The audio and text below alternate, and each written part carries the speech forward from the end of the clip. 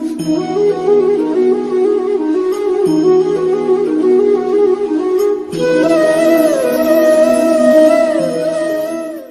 श्रोता बंधु, आमे पाठ करुचे श्रीमद् भगवद गीतार तृतीय अध्याय। पूर्व दुईटी श्लोक रे वर्णित महापुरुषंक स्थिति को प्राप्त करिबा निमंते साधक किपरि साधना करिबा उचित ताहा भगवान एही श्लोक रे कहउछन्ति।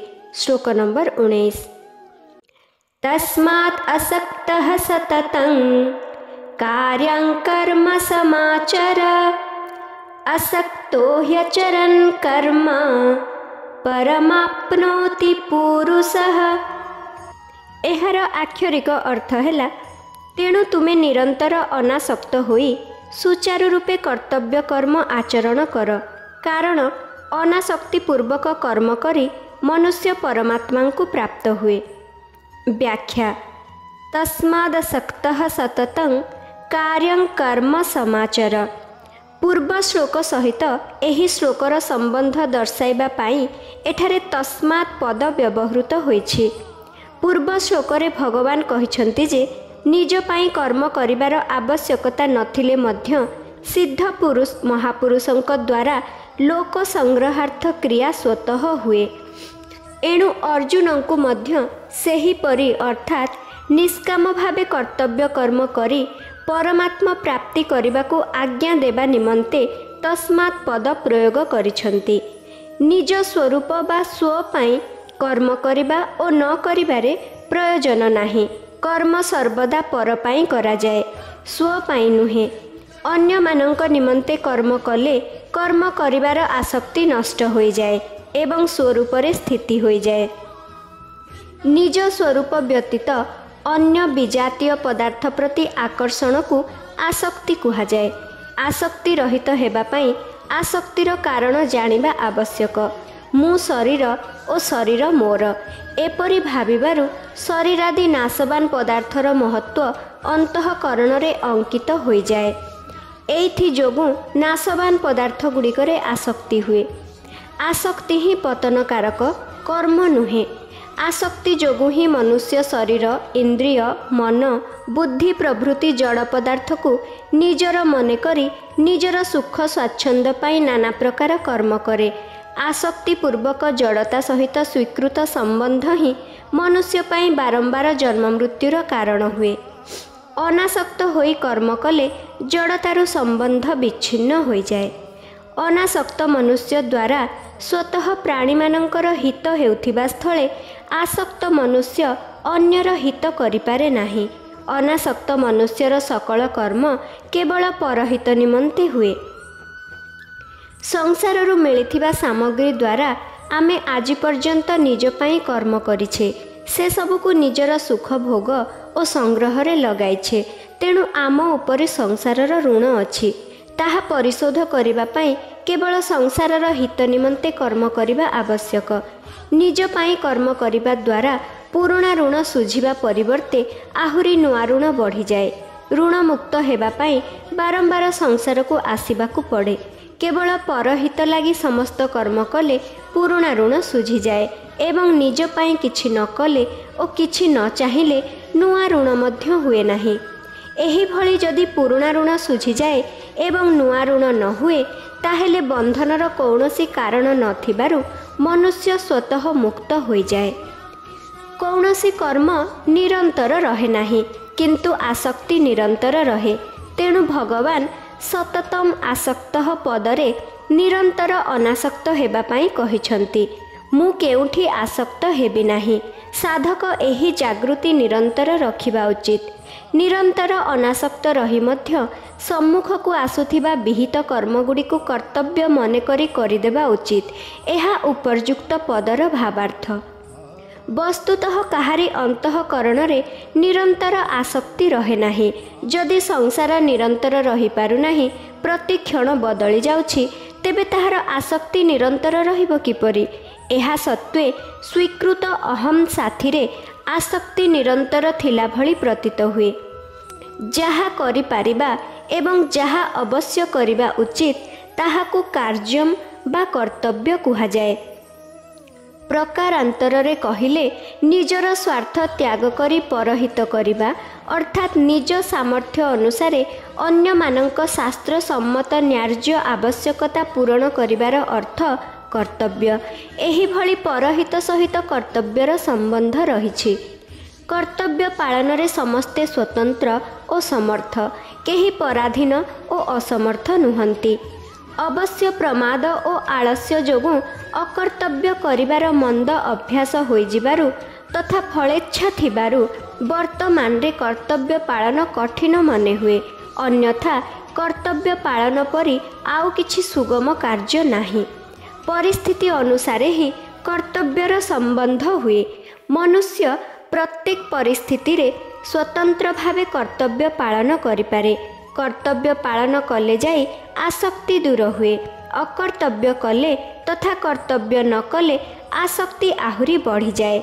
कर्तव्य बा परहित निमंते कर्म कले वर्तमान रो आसक्ति नष्ट हो जाए एवं किछि न चाहिए भविष्यतर आसक्ति नष्ट हो जाए। समाचार पदर तात्पर्य हैला अति सावधान होई उत्साह और तत्परता सहकारे विधिपूर्वक कर्तव्य कर्म करिबा उचित। कर्तव्य पालन रे सामान्य असावधान हेले कर्मयोग सिद्धि रे बाधा आसीपारे। विशेष कथन जीव मनुष्य जोनिरे जन्म नेले ताकु शरीर धन और घरद्वार आदि समस्त सामग्री मिले एवं से एठारु चलीगले सबु सामग्री एठारे ही रही जाए। एही सरल कथारु प्रमाणित हेउछि जे शरीर आदि समग्र सामग्री मिलिछि ए सबु निजर नुहे। मनुष्य कार्यालय को काम करिबा पई गले ताकु चौकी टेबुल कागजपत्र इत्यादि समस्त सामग्री कार्यालय रो काम करिबा पई ही मिले, निजर भावी घर को नेबा पई नुहे। सेहीपरि मनुष्य को संसार रे शरीर आदि सामग्री मिलिछि संसार रो काम करिबाकू निजर मानिबाकू नुहे। तत्परता और उत्साहपूर्वक काम कले प्रतिबदल रे कार्यकर्ता को वेतन मिले। काम हुए कार्यालयर एवं वेतन हुए निजर। सेही भली संसार निमंते समस्त कर्म कले संसार संबंध छिन्न हो जाए एवं जोग अनुभूत हुए। कर्म और जोग मिसी कर्म जोग हुए। कर्म संसार निमंते और जोग निज निमंते। एही जोग ही वेतन। संसार हैला साधना क्षेत्र। एठी प्रत्येक सामग्री साधना उद्देश्य रे मिलिछि, भोग और संग्रह उद्देश्य रे नुहे। संसारर सामग्री निजर नुहे कि निज पाई मध्य नुहे। निजर वस्तु अर्थात परमात्म तत्व मिलिगला परे अन्य कौनसी वस्तु पाइबार इच्छा रहे नाही। किंतु सांसारिक वस्तु जेते मिलिले भी पाइबार इच्छा केबे समाप्त हुए नाही, बरं बढ़ी चले। जदि मनुष्य प्राप्त वस्तु को निजर और निज पाई भाबी निए तेबे से निज भूल जोगु बांधी होई जाए। एही भूल दूर करने कर्मयोग अनुष्ठान सुगम और श्रेष्ठ उपाय।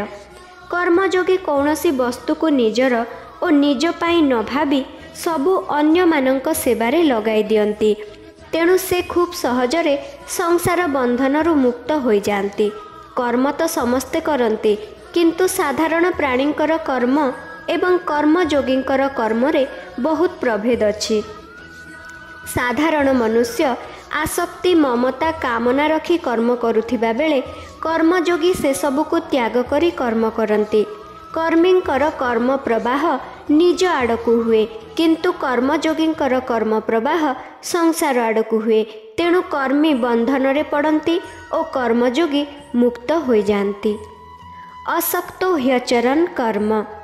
मनुष्य ही आसक्तिपूर्वक संसार सहित संबंध जोड़े, संसार जोड़े नहीं। तेणु संसारर हित निमंते समस्त कर्म करी प्रतिबदल रे कौनसी फल न चाहिबा ही मनुष्यर कर्तव्य।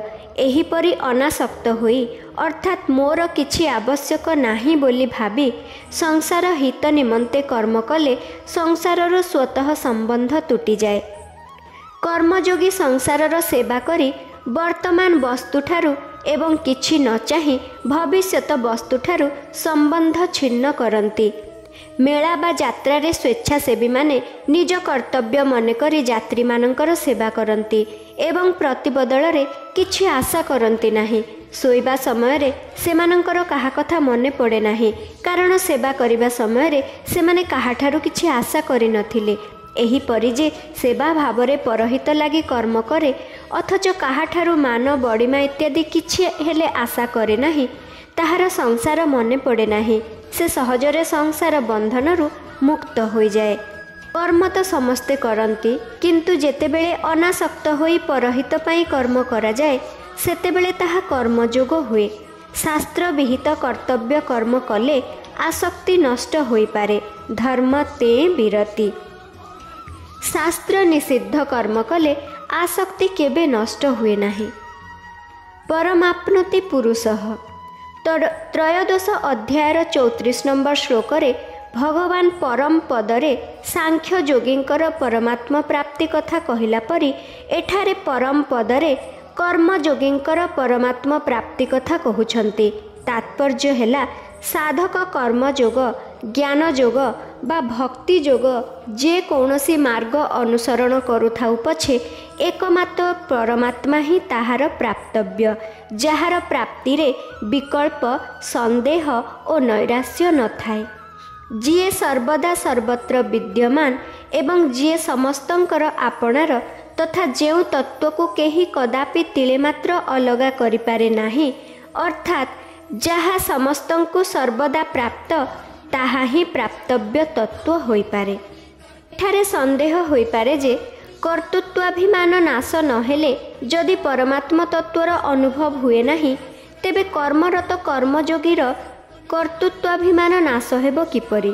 ଏହାର ସମାଧାନ ହେଲା ସାଧାରଣ ମନୁଷ୍ୟ ନିଜ ପାଇଁ ସମସ୍ତ କର୍ମ କରେ।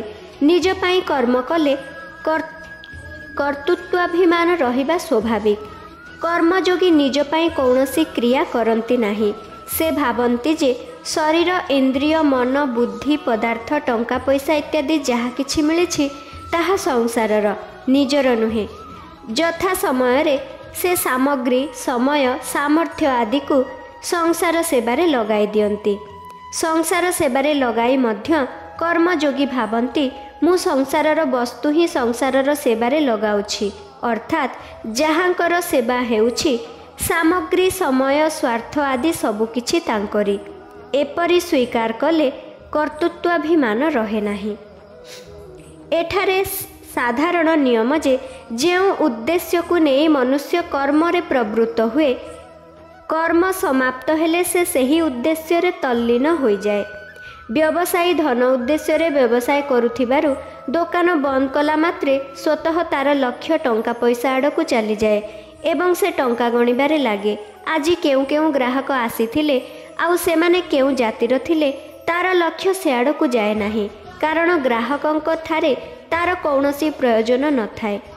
ସଂସାରର ଉଦ୍ଦେଶ୍ୟ ରଖି କର୍ମ କରୁଥିବା ମନୁଷ୍ୟ ସଂସାରରେ ଯେତେ ତଲ୍ଲୀନ ହେଲେ ମଧ୍ୟ ତାହାର ସଂସାର ସହିତ ଏକତ୍ୱ ହୋଇପାରେ ନାହିଁ, କାରଣ ବସ୍ତୁତଃ ସଂସାର ସହିତ ଏକତ୍ୱ ନାହିଁ।